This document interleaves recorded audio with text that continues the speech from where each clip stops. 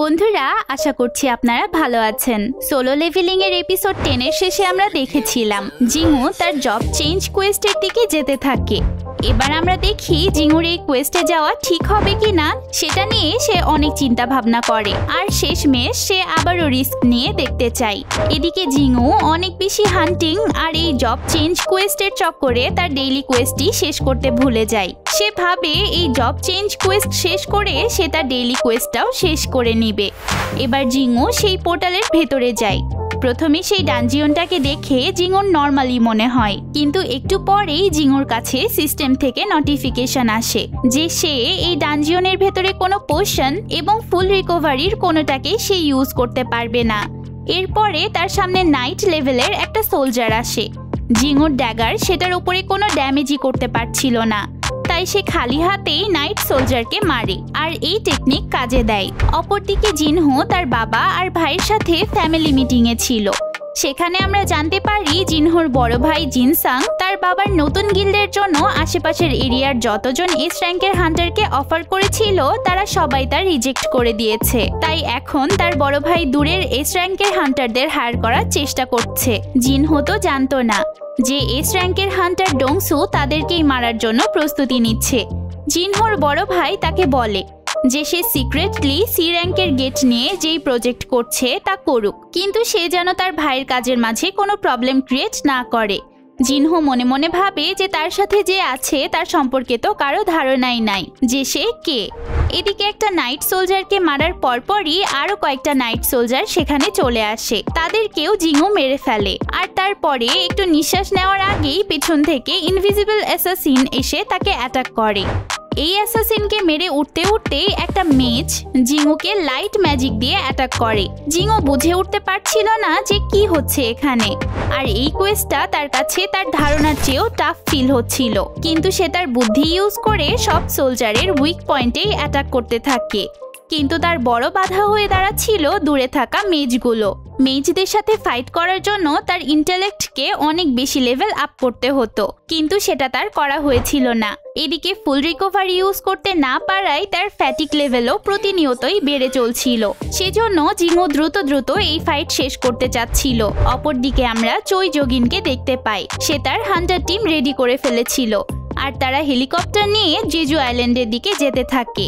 এদিকে জিঙ্গু আপাতত ফাইট শেষ করে ওঠে আর তারপরে সে সিস্টেমে দেখে নাইট সোলজারদের হারানোর কারণে সে বি র্যাঙ্ক লেভেলের প্রোটেক্টিভ গিয়ার পেয়েছে। এটা ইনভিজিবল ভাবে তার দেহের ওপরে থাকবে, পাশাপাশি সে অনেক বেশি পরিমাণে গোল্ড আর অন্যান্য আইটেমও পাচ্ছিল। এবার জিঙ্গু আরো সামনে যেতেই কার্টেনান টেম্পলের দরজার মতো আরেকটা দরজা সেখানে দেখতে পায়। সে সাহস করে দরজাটা খুলতেই একটা মারাত্মক কিছুর আভাস পায়। ভিতরে গিয়ে জিঙ্গু সেখানে একটা নাইট কমান্ডারকে দেখতে পায়। তার থেকে কার্টেনান টেম্পলে পাওয়া ভয়ের মতোই ভাইব আসছিল। নাইট কমান্ডার আইগ্রিস রেড লেভেলের ডেঞ্জারাস সোলজার ছিল। এটা দেখে জিঙ্গু একটু ভয়ই পায়। আইগ্রিস তাকে তার ধারণার চেয়েও ফাস্ট স্পিডে অ্যাটাক করছিল। আইগ্রিসের অ্যাটাকের কারণে জিঙ্গু শুধু এদিক থেকে ওইদিকে ছুটে পড়ছিল। জিঙ্গু অনেক চেষ্টা করে স্ট্রাইক করলেও আইগ্রিসের আর্মার তাকে বাঁচিয়ে নিচ্ছিল। আইগ্রিস আর জিঙ্গুর স্পিড প্রায় সমানই ছিল, কিন্তু আইগ্রিস বেশি শক্তিশালী ছিল। জিঙ্গুর ড্যাগারটা আইগ্রিসের আর্মার ভেদ করতে না পারায় ড্যাগারের পয়জনও কাজ করছিল না। তাই জিঙ্গু এবার ফিস্ট ফাইটেরই প্ল্যান করে। তখন আইগ্রিসও তার ওয়েপন ফেলে দেয়। অপরদিকে আমরা অনেক সময় পর হান্টার অ্যাসোসিয়েশনের চেয়ারম্যান গোকে দেখতে পাই। তিনি অনেক কাজ নিয়ে ব্যস্ত থাকত। সে খবর পায় যে যোগিন জেজু আইল্যান্ডের উদ্দেশ্যে বেরিয়ে পড়েছে। যোগিন মিস্টার গোকে কল করে কৃতজ্ঞতা প্রকাশ করে তার এই অপারেশনকে অ্যাপ্রুভ করার জন্য। এরপর তিনি যোগিনকে সাবধানতার সাথে সবকিছুকে হ্যান্ডেল করতে বলে। এদিকে খালি হাতেও আইগ্রিস জিঙ্গুকে এদিক থেকে ওইদিকে আছড়ে ফেলতে থাকে। আইগ্রিস এক সুযোগেই জিঙ্গুর প্রায় 500 এইচপি শেষ করে দেয়। জিঙ্গু এবার আরো ভালোভাবে বুঝতে পারে যে আইগ্রিস কতটা পাওয়ারফুল। জিঙ্গু বুঝে যায় যে শক্তিতে সে তার সাথে পারবে না, তাই সে নিজের স্পিড বাড়িয়ে আইগ্রিসকে অ্যাটাক করার প্ল্যান করে। কিন্তু স্পিডের দিক দিয়েও জিঙ্গু আইগ্রিসের সামনে টিকতে পারে না। সে আবারও জিঙ্গুকে মারতে আর আছড়ে ফেলতে থাকে। জিঙ্গু এবার ছুটে গিয়ে সেখানে থাকা সিংহাসনের সামনে পড়ে আর জিঙ্গু সেই সিংহাসনে এসে বসে পড়ে। আইগ্রিস এবার তার সোর্ডকে সামন করে আর জিঙ্গুর ওপর ফাইনাল অ্যাটাক করে দেয়, কিন্তু জিঙ্গু সেটাকে ধরে ফেলে আর সে এবার নিজের সর্বস্ব দিয়ে আইগ্রিসের ওপর অ্যাটাক করতে থাকে।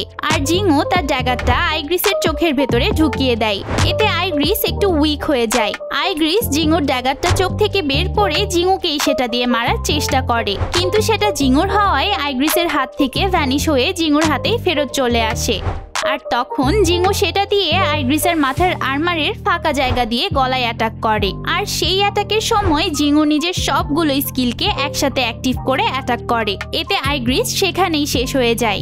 আইগ্রিসকে হারানোর পর জিঙ্গু সিস্টেম থেকে 4টা রিওয়ার্ড পায়। তার মধ্যে ছিল একটা বড় গোল্ড পাউচ এবং আইগ্রিসের মতো সেম এস র্যাঙ্কের হেলমেট।